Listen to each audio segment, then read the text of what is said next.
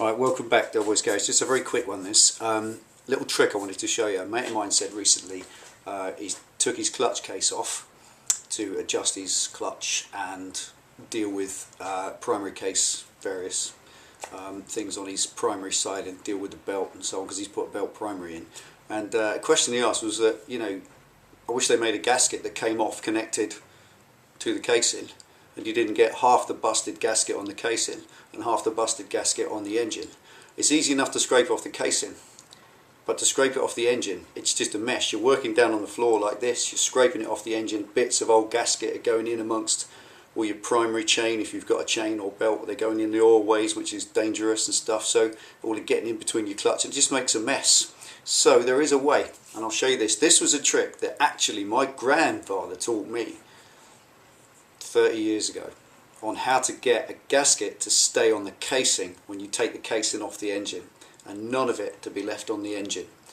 It has to be done when you assemble it, but this is how you do it. Stick around, stay tuned, I'll show you. Right, this is the basic principle. I haven't got an engine and a casing that I can show you this on, so I've got these two bits of green 1/4 inch plate which came off Trailer of Doom, and I've just prepared these edges. So as you can kind of see there, these shiny prepared edges, they're going to represent the engine and the casing, and we're going to put them together, and I'll show you how to get the gasket to come off just on one side. It's pretty straightforward. This is what I've always done. Now we use this stuff, probably seen it, you probably get a version of it anywhere in the world. It's called Hylamar. There's something specific about Hylamar. It doesn't dry. It's a permanent seal gasket compound. It's blue, so it's blue Hylamar, and that is what it's called. And all we do on one casing, so on the casing, not the engine, we spread a layer of this stuff. It's very important not to spread too much, because this stuff oozes out. Like I said just now, this stuff doesn't dry. It stays wet forever, or it stays soft. I've had this tube since I was trained as a bus fitter in the 1980s. So that's how much of it you use. I think I was given that tube with my toolbox. You just never use it. That tiny little blobette there is all you need. And you just spread it on the casing and you make a thin film. You must make sure it doesn't ooze out. Problem is, because it doesn't dry, if you allow it to ooze out, so when you squish it together, if it oozes out, it's okay on the outside of the casing. You just get a cloth like that and you just wipe it off. But on the inside of the casing, the blobs that ooze out end up breaking off, floating around in the oil, and then blocking up the oil strainer and starving your engine of oil. So don't ever put too much on the casing. You just want a little kind of see-through film like that, and you want to let it dry. That's the first. That's the casing. Okay, that's the bit we take off. Now on the engine, we're not going to do anything yet. We're going to leave that for a minute. Now we're going to make a gasket. I haven't got a gasket because I don't know didn't know I was going to do this today. So just take a bit of card, and I'll make just a supposed gasket out of a bit of cereal box here. There we go. So we'll say that's a gasket out of a bit of card, and we'll get our Hylamar there. We get a little bit more Hylamar, and again, not much, just a little smear, and just come along and spread it along the gasket like that. Spread it out. You want it to be thin, but you don't want it on the other side. You only want it on the one side. Now this thin film of Hylamar, just a little smear, literally, it doesn't want to be any build to it, if that makes any sense. It just wants to be a tacky smear.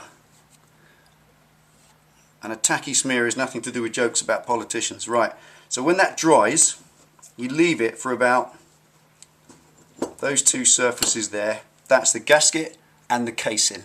And you leave that for about 10 or 15 minutes, and it will dry until you can touch it and it feels like kind of damp paint. And then you put the gasket onto the casing. So at this point you're sticking your gasket to the casing. And use this opportunity to press the gasket onto the casing hard, making sure that anything that's going to ooze out oozes out now. And then you can remove it completely. And that gasket, and now, obviously this is just a demonstration piece. Another little tip, when you're putting gaskets on and you've got those little holes that the gaskets follow the bolt holes of the casing. Use a pencil. Stick the pencil through the gasket and then stick it through the hole in the casing, and it lines up the gasket perfectly. Have a little bit of gibberish.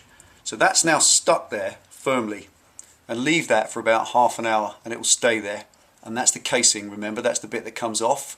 And when that comes off completely intact on the casing, you can then get a scraper, put it on the bench, and you can work comfortably and scrape that off and refurbish that gasket surface and put the new gasket on in the future.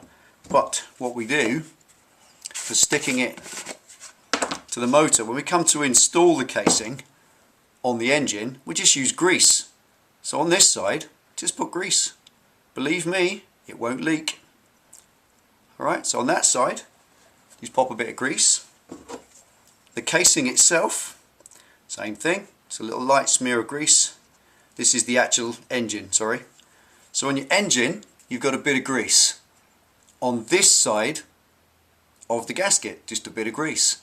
But the gasket's stuck with the Hylamar. And then you put the casing on the engine. Now we put that together and you bolt your casing on, and that's fine. That will not, as you can see, that's not coming off. The gasket, the grease, when you bolt it on, will form a perfect seal. It will ooze out. Even if it oozes in, the grease is fine, you just wipe it off. Now when you then come to take your casing off in, I don't know, 5,000 miles time, you take it off and the gasket comes off perfectly attached to the casing. And on the engine, all there is a bit of grease, and you just wipe it clean with a cloth. Job's a good one. So your engine, you haven't got bits of gasket stuck to your engine that you've got to faff about and scrape off up underneath your bonnet of your car or hood of your car, or up underneath your bike, where all the bits of gasket compound are falling and the dust and grit's all falling into your engine, which is all bad. So your engine stays nice and prepared, ready for the next gasket. And this one, you just get a decent quality scraper. And remember what I said earlier, this stuff never sets hard. It will become sticky and it will form like a plastic. But you can then take a scraper and you can scrape that gasket off in the future, and you'll just get some Hylamar left, which you wipe off with some spirit, inspect the surface, and you start all over again. So there you go. That is how you put a gasket on an engine casing, and make sure that when you take the engine casing off, all the gaskets stuck to the casing only and none on the engine. Little tip for you. There you go. That's another bit of rubbish. Thanks for tuning in and watching Delboy's Garage. These little tips work. They're just engineering or workshop practice tips. They're the sort of thing that make a good mechanic. A good mechanic isn't necessarily the guy that's got a big row of certificates on the wall. He's very good because he's been to college. He's very clever. But a resourceful mechanic, somebody who can get round problems, who can work in a way that prevents future issues and can get over things like a stuck bolt or a snapped off screw.